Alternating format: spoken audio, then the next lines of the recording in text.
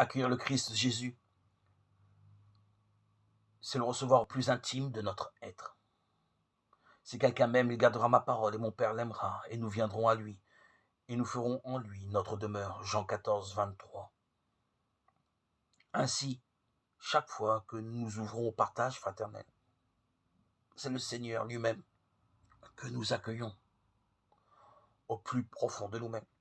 Et c'est une question de vie ou de mort pour tous dans le monde d'aujourd'hui. Pour la moitié des hommes, en effet, la question de vie ou de mort est d'avoir du pain, tandis que pour l'autre moitié des hommes, la question de vie ou de mort spirituelle est de partager le pain. Mais toutes ces présences ne doivent pas amoindrir la présence l'unique et l'incomparable. Au-delà, en effet, infiniment au-delà de toutes ces présences déjà merveilleuses où le Seigneur lui-même est accueilli à travers l'autre qui vient, le pauvre, le petit, au-delà de tout cela, le Christ est vraiment Emmanuel, Dieu avec nous.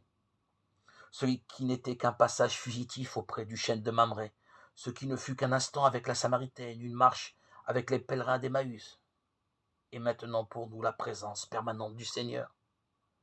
C'est là notre trésor qui surpasse tous les autres.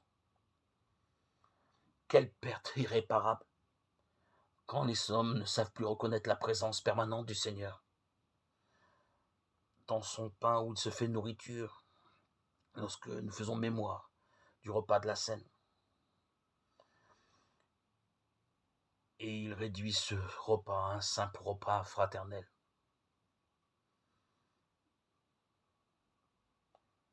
Alors,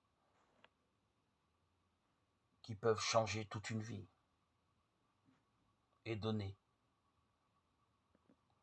accès au royaume de Dieu.